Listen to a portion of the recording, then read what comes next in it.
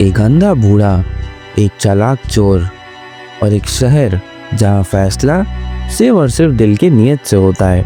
जब तीन दोस्त फंसे तो असली चोर था कौन, आइए पता लगाते हैं। एक ऐसा वक्त था जब हर दिन की रोटी भी लोगों को मुश्किल से नसीब होती थी। वाराणसी के पास एक छोटे से गांव में दीपक नाम का एक लड़का रहता था।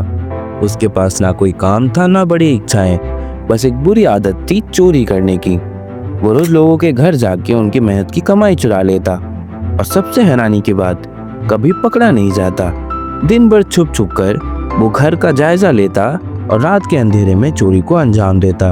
एक रात जब चांद भी अधूरा था, दीपक एक ऐसे ही घर में घुसा जहां सिर्फ एक अंधा बूढ़ा आदमी रहता था। दीपक के मन में लालच जाग उठा। सोचा अगर ये चोरी सफल हो गई तो 2-3 साल तक कुछ करने की जरूरत नहीं पड़ेगी। लेकिन जैसे ही घर लौटा उसका दिल बेचैन हो गया। उसने सोचा क्यों ना अपने दोस्तों को भी साथ ले जाया जाए। उन्होंने पहले मना किया, लेकिन जब दीपक ने कहा तुम बस मदद करना, हाथ मत लगाना, तो वो लोग मान गए। रात के तीसरे पहर तीनों छुपते छुपाते उस बूढ़े के घर पहुंचे। लेकिन जैसे ही चोरी शुरू हुई, बूढ़ा जाग गया उनकी आवाज सुनकर और जोर से चीखने लगा। पड़ोसी जाग गए। तीनों चोरों को रंगे हाथों पकड़ा गया। सुबह सभी को पंचायत के प्रधान जी के सामने पेश किया गया।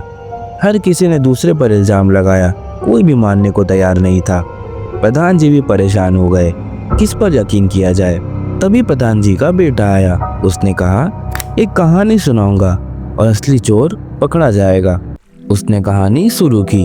एक लड़की की जो अपने बीमार पिताजी का इलाज करने के लिए अकेली सफर पर निकली थी और उसके पति ने अपनी भैंस बेचकर अपनी पत्नी को पैसे दिए थे।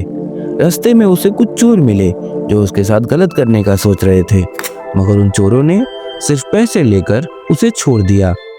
कहानी के एंड में प्रधान जी के बेटे ने उन तीनों चोरों से पूछा, बताओ उस लड़की पर सबसे बड़ा एहसान किसने किया? हरीश ने कहा ऊपर वाले ने। महेश ने कहा उसके पति ने, जिसने अपनी भैंस बेचकर उसे पैसे दिए। और दीपक तुरंत बोला उन चोरों ने, जिसने उसके साथ गलत नहीं किया। बस वही जवाब प्रधान जी के बेटे को चाहिए था। उसने कहा हर इंसान दुनिया को उस नज़र से देखता है जो उसके अंदर होता है। दीपक को चोरों की मेहरबानी सबसे बड़ी लगी क्योंकि वो खुद एक चोर है। फिर जांच हुई और साबित हुआ कि दीपक ही असल चोर था। उसके दोस्तों ने सिर्फ उसकी मदद की थी। प्रधान जी ने इंसाफ दिया, दीपक को उसकी सजा मिली। और सबक, जितना भी चालाक चोर हो, इंसाफ कभी छुपता नहीं और हर आदमी दुनिया में वही खोजता है जो उसके दिल में होता है।